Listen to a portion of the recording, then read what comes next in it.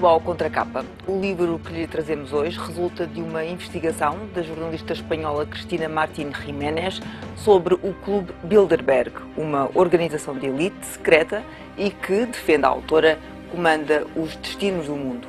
O Clube Secreto dos Poderosos, os planos ocultos de Bilderberg, é o título da obra. Cristina Martín Jiménez está hoje connosco no Contracapa para nos falar dela. Olá, Cristina, bem-vinda. Obrigada. Defende que o Clube Bilderberg esteve na origem da crise financeira internacional em 2008. O que é que a leva a chegar a esa conclusión? La conclusión llega porque llevo 10 años investigando al Club Bilderberg, de manera que ya sabía que en el año 2006, en la reunión anual que se celebra en Canadá, allí el por entonces presidente de la Reserva Federal estadounidense anunció lo que iba a venir. Dijo que las hipotecas iban a subir, que se iban a encarecer y que muchos ciudadanos iban a perder sus casas. Sobre todo los que iban a ser más vulnerables eran los jóvenes y los trabajadores que no tenían un empleo fijo. Allí se anuncia, en una reunión, se envía esta información privilegiada que no llega a los ciudadanos.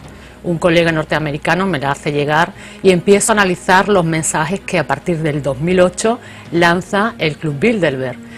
Los miembros como George Bush, como los europeos que están en la Unión Europea, y a través del periodismo de investigación que reflejo en ese libro, pues puedo llegar a esa conclusión. Mas qual foi o interesse dessa elite em provocar esta crise?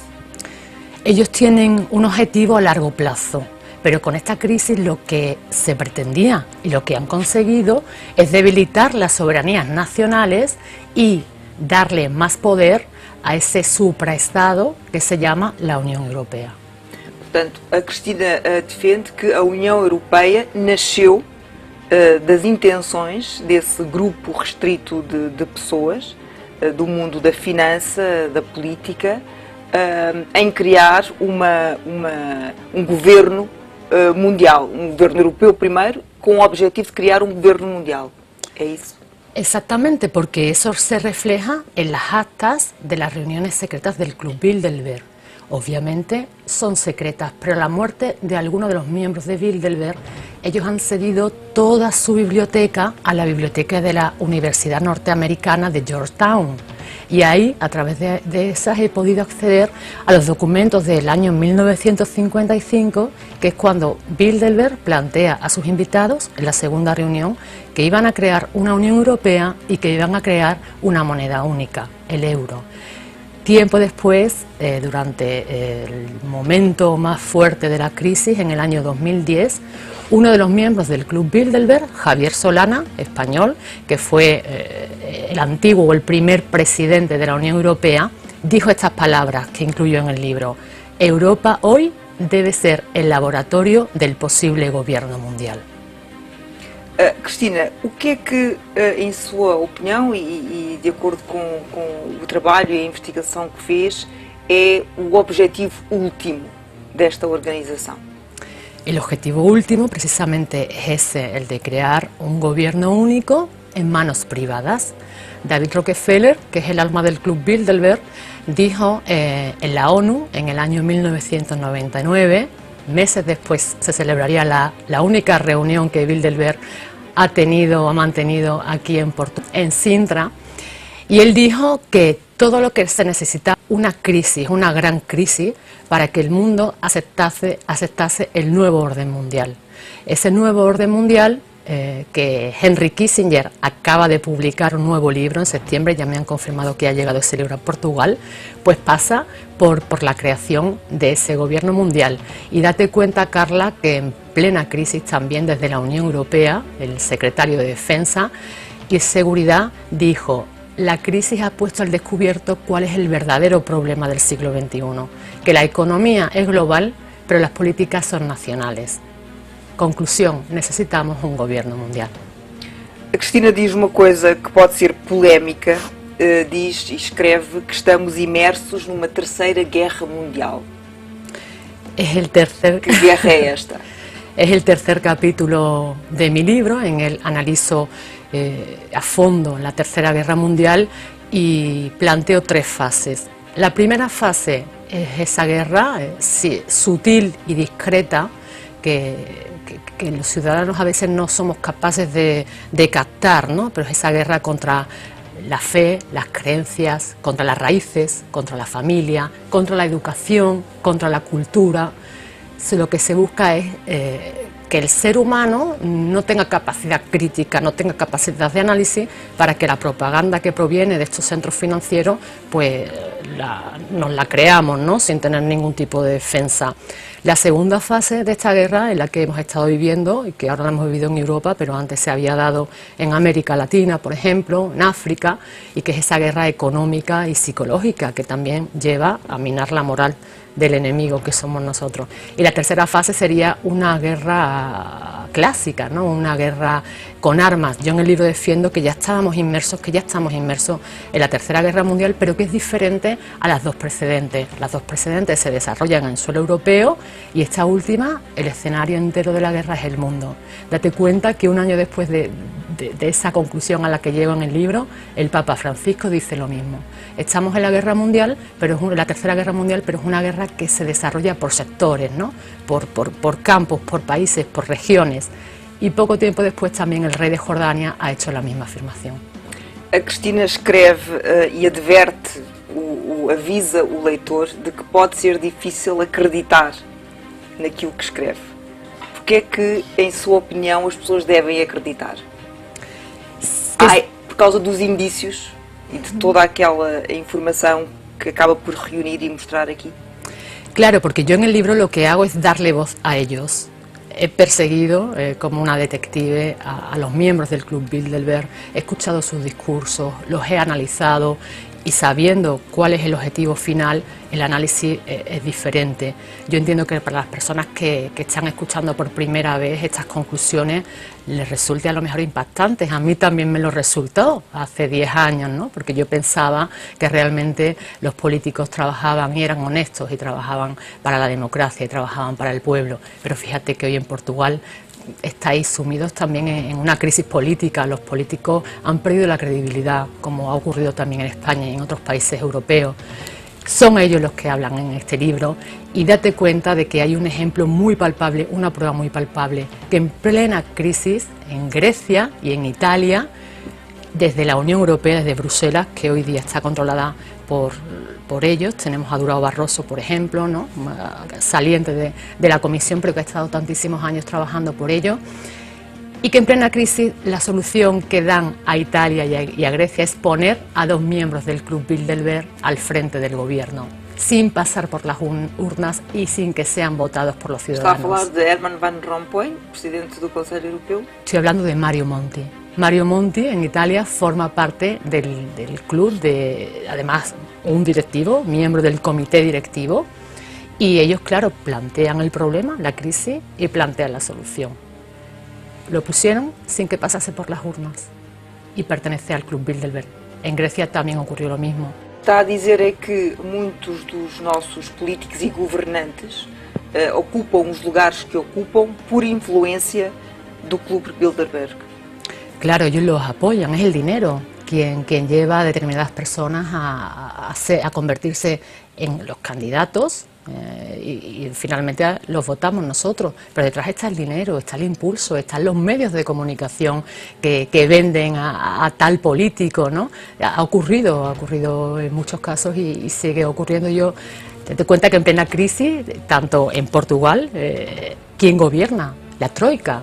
Y vemos que al frente de la Troika hay tres Bilderberg, Christine Lagarde, Trichet al principio, al frente del Banco Central Europeo, y después Mario Draghi, y por último Durão Barroso. Los tres son miembros de Bilderberg, no se pierden una reunión. ¿Mas son miembros permanentes o van ocasionalmente a reuniões do clube? Porque há uma diferença, não é? Como é que está estruturado o Club Bilderberg? Exactamente, hay una diferencia. El núcleo duro, el que toma las decisiones, el que planifica a largo plazo, porque esto es una planificación a corto, medio y largo, pues es el comité de sabios, como se les puede llamar, ¿no? En el que, por ejemplo, está David Rockefeller, que es el financiero y uno de los ideólogos. ¿Cuántas personas hacen parte de ese núcleo duro? desse comitê de Satisfecho? Ese es el núcleo menos accesible y el más desconocido. Solamente se conoce el nombre de David Rockefeller, de Henry Kissinger, que es el ideólogo del nuevo orden mundial. Es muy poco conocido, siguen manteniendo el secreto.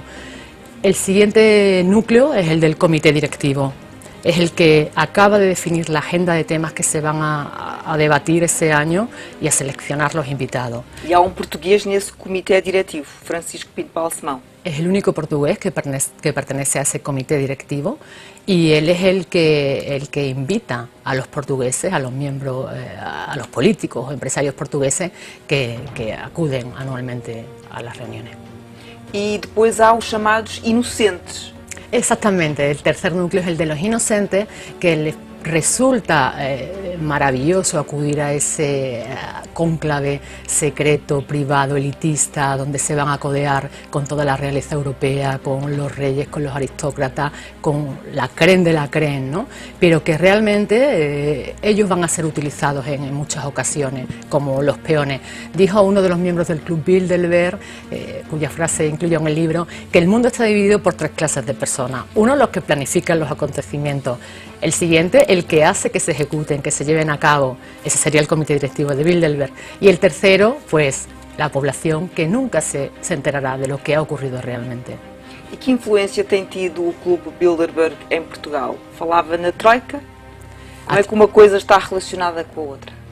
A través de la Troika, en la crisis ha estado gobernando Bilderberg, pero realmente Bilderberg comienza a preocuparse, a inquietarse de lo que está ocurriendo en Portugal en el año 74 con la Revolución de los Claveles, porque una de las causas originarias que dieron pie a que se crease fue luchar contra el expansionismo soviético, contra lo que en aquel momento era el comunismo. Estamos en plena Guerra Fría y el mundo está dividido en dos bloques. Este es el bloque capitalista que pugna por expandirse y de la misma manera quiere frenar la expansión soviética.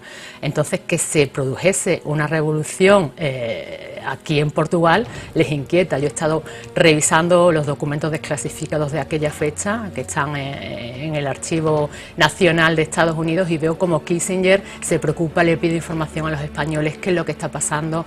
Y desde entonces vemos que es algo que yo he notado en Portugal, que sobre todo la naturaleza de los invitados es política. En otros países acuden más empresarios, pero vemos que aquí en Portugal hay más políticos, la balanza se cae del lado de la política más que de los empresarios o de los incluso profesores de universidades como hay en otros países.